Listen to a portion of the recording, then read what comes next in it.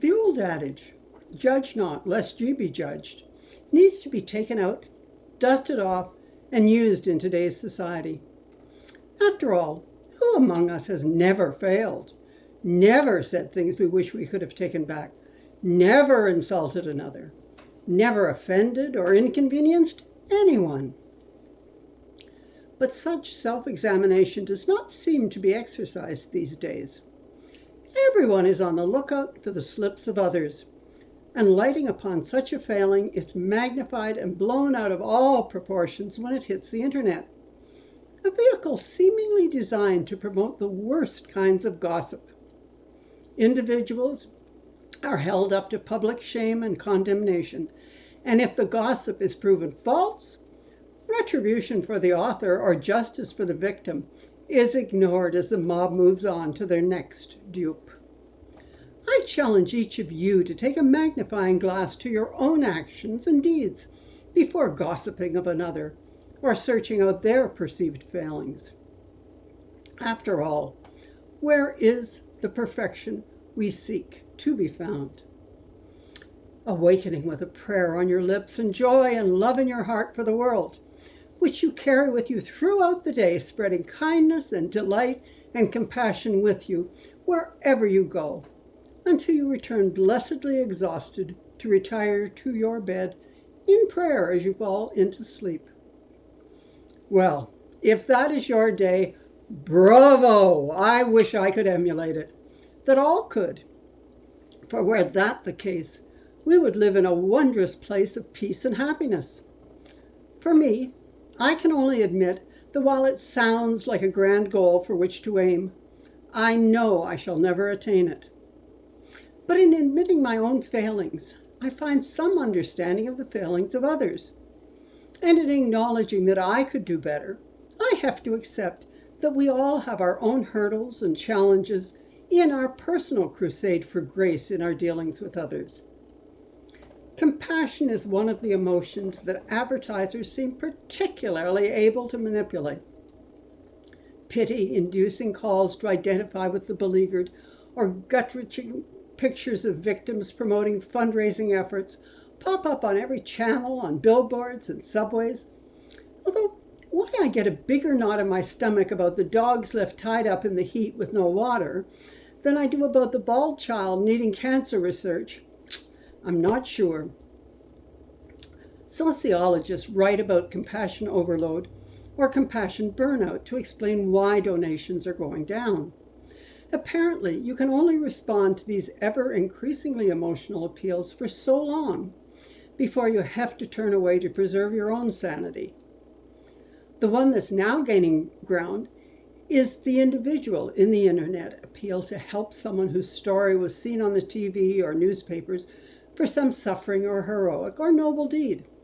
A friend or stranger then starts an appeal for money on a crowdfunding site, and the monies start to flow.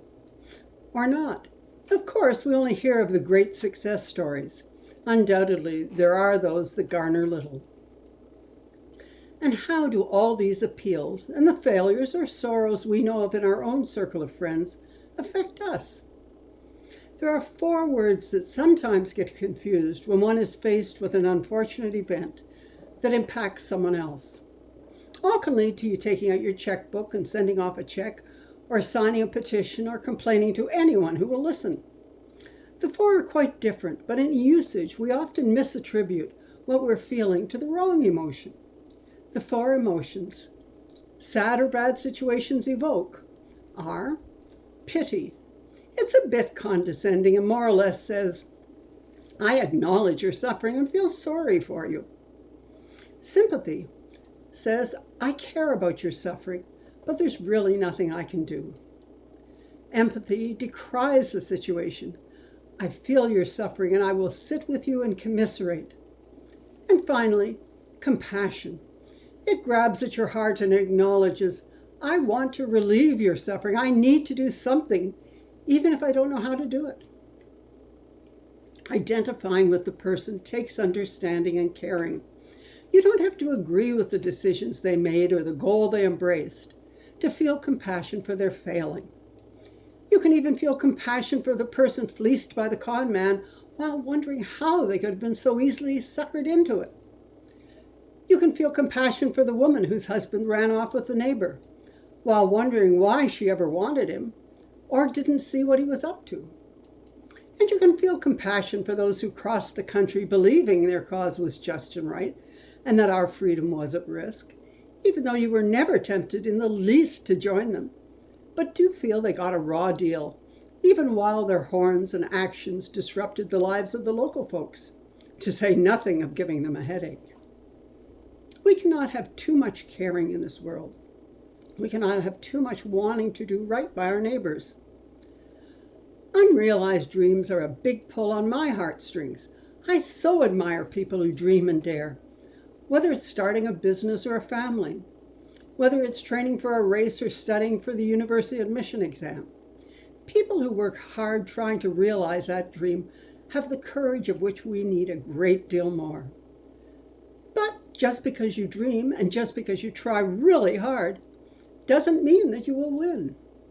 But hopefully, the fact that another cares about the outcome gives you the encouragement to dream again. Next time you find yourself responding emotionally to another's plight, take a moment to check out which category, pity, sympathy, empathy, or compassion, your response is fitting into, and whether it makes sense to act or not act, or just feel for a few moments for the plight of another person or animal or nation. The world needs us to feel and care for others, and our souls need us to care and act outside our own needs and wants and self-pity. There's no time like the present to start practicing. There's so much outside our doors that needs us. So may it be. Amen. Live and let live may work for some, but living a full life means we interconnect with others and care about what happens to them, and to engage in the community of humanity that needs us.